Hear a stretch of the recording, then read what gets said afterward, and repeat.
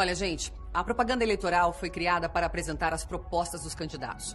Ela serve para mostrar a história de cada um deles. Para você saber se alguém já roubou, já desviou dinheiro público, já se envolveu em algum esquema de corrupção. E dessa maneira você poder tomar a melhor decisão para o seu país. Mas quando existe propaganda enganosa, as pessoas tentam esconder o passado dos outros falando mentiras. Foi por isso que a Justiça Eleitoral nos concedeu esse direito de resposta, para desmentir o Lula. Primeiro, o Lula está dizendo que a inflação do governo Bolsonaro foi grande. Vamos esclarecer. No governo do PT de Lula e Dilma, a inflação chegou a 10,6%, enquanto no resto do mundo era bem baixinha. Hoje, com pandemia e guerra, a inflação em quase todo mundo subiu muito, mas aqui no Brasil ela caiu 40%. Essa é a inflação do desgoverno do PT. E essa é a inflação gerada pela guerra e pela pandemia. No momento mais difícil, o presidente Bolsonaro conseguiu dar o auxílio emergencial e segurar o emprego do trabalhador.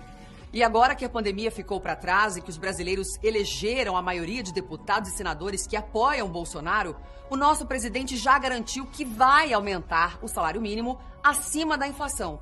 Até porque, sem a corrupção da Petrobras, sobra dinheiro para aumentar o salário mínimo de verdade. Então, cuidado, porque se a corrupção voltar, o trabalhador pode ficar sem receber. E ainda nesse direito de resposta, eu quero dizer que o nosso presidente não criou a lei do sigilo de 100 anos.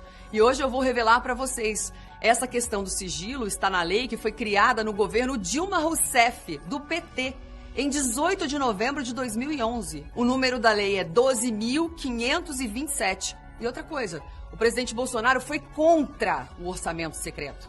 Então vem cá, como é que o PT pode acusar Bolsonaro de criar o orçamento secreto se os parlamentares do próprio PT se utilizam dele? Olha só aqui alguns deles. Fabiano Contarato, Humberto Costa, Rogério Carvalho, Flávio Nogueira, Leonardo Monteiro, Paulo José, entre outros. Essa é a verdade. Não se deixe enganar. Final de 2014, quando aquela senhora foi reeleita, eu cheguei em casa e falei: o Brasil está perdido.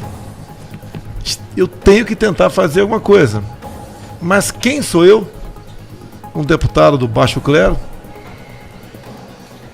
Não era nenhuma referência no partido. E algo aconteceu que falou: eu disputarei a eleição para presidente da República. E tinha um caminho pavimentado para ser o deputado mais votado, como havia sido em 2014, e podia ser senador, inclusive. Mas o que eu falei? Eu estou pensando em mim. Tá? E tinha, naquele tempo, uma filha de poucos anos de idade, a 05, né, depois de 4 homens. E comecei a andar pelo Brasil, com o apoio de um amigo aqui, outro lá.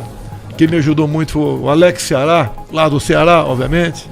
Eu chamo ele de Cabeção, né? Carinhosamente. Com todo respeito, com todo respeito. Realmente. Tá? E as coisas foram andando. A aceitação pelo Brasil, nunca tive a imprensa do meu lado. Chegou 2018, aquela tentativa de assassinato, né? A esquerda, quando fala, é fake.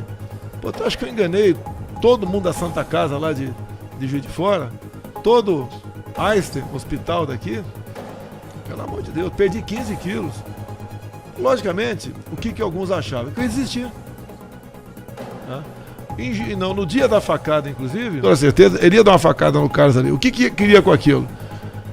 Ver um filho assassinado, você largar a mão. Então tudo aconteceu. Os médicos da Santa Casa sempre disseram, quase todos que eu conversei, uma facada igual aquela, cada 100, um sobrevive. Mais do que a perícia deles, que eu reconheço, dos enfermeiros, a mão de Deus. Uma eleição, que eu quero contar depois da nossa vitória do dia 30, se Deus quiser, contar com detalhes para vocês. Eu não posso ficar com essa verdade comigo. Me interessa contar a verdade, documentado. E tivemos depois escolher o ministério. Eu cheguei, não tinha ministério, tinha só o Paulo Guedes. E acabou chegando gente, chegou o Tarcísio, chega outro, etc. Ver a vida pregressa das pessoas, seu currículo, etc. E formamos o ministério. Trabalhamos em 2019, o Brasil acabado, com certos problemas éticos, morais e econômicos. Resolvemos pandemia. O Saulinho falou, alguns não dão valor, né? 68 milhões de pessoas recebiam auxílio emergencial. Por mês o gasto era de 50 bilhões de reais. Arranjamos recurso para isso, sem desequilibrar nossa economia, com muita responsabilidade com a nossa equipe de ministros, em especial, obviamente, o Paulo Guedes. Daí 2021, continua a pandemia, deixo claro, 21 foi criado no Brasil 3 milhões de empregos com pandemia. 15 e 16 sem pandemia, perdeu-se 3 milhões de empregos no Brasil. 22 a guerra, fomos lá fora negociar com o presidente Putin a questão de fertilizantes. Críticas da imprensa toda metralhando a gente. E eu falei para os ministros que me acompanharam, foram muitos poucos para lá, né? Foi bastante reduzida a equipe. Eu tenho que decidir. Se eu ficar quieto aqui, isso vai ter guerra, não vai? E se eclodir a guerra, como é que eu vou negociar? Vai faltar fertilizante. O preço dos alimentos vai lá para cima. A minha missão é decidir. Foi um sucesso. De quebra, já chegaram 2 navios de diesel aqui, mais chegarão, porque temos problema nisso. Fizemos muita coisa, até o Pix, alguns não dão valor para o Pix, até o Pix. Eu peguei os dados agora há pouco com o Banco Central, né?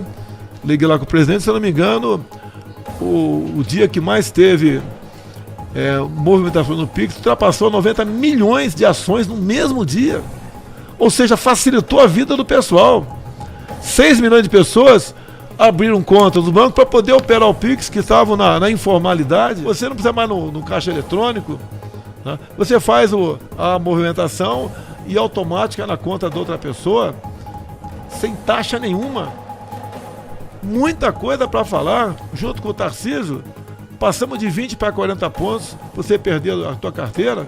Alguns reclamaram, mas você é caminhoneiro, você é motorista de táxi, de Uber, né, de van, qualquer bobeada você leva um flash ali e somou 21 pontos, perdeu sua carteira. Dobramos, majoramos a validade da carteira de 5 para 10 anos. Acabamos com o simulador para tirar a carteira de habilitação. Reduzimos em mais de 80% o número de radares pelo Brasil. Tarcísio aqui não é promessa, eu tenho conversado com ele. Ele sabe que é um absurdo o número de pardais aqui em São Paulo. Vai reduzir isso também. É empresa, né? A culpa não é da empresa, é do poder público, que faz negócio. E não vou entrar em detalhes aqui. Muitas medidas para facilitar a vida das pessoas. Somos o 7º país mais digitalizado do mundo. Isso abre um mercado de trabalho enorme para a garotada. Investimos até no gamers. Zeramos os impostos de gamers, que hoje virou carteira de trabalho. Alguns não dão bola para isso, mas é uma realidade que está aí. O Brasil que se abre para o mundo. Todo mundo quer fazer negócio conosco. Porque também eles não querem ficar dependentes de um outro país. Você não pode, como o próprio americano diz, né? Na época era o Trump, a questão de depender de IFAs, né? E outras coisas, só a China tinha, você fica refém de um país. Temos que investir em tudo aqui nesse país. E a Amazônia é nossa. Não tem que dividir a biodiversidade da Amazônia com ninguém. O mais importante também, o que está em jogo? Eu costumo dizer, se você vai perdendo as coisas, seus bens materiais da sua vida, lá na frente, se você tiver liberdade, você vai recuperá-los. Se não tiver, você vai ficar um dependente do Estado. Vai depender de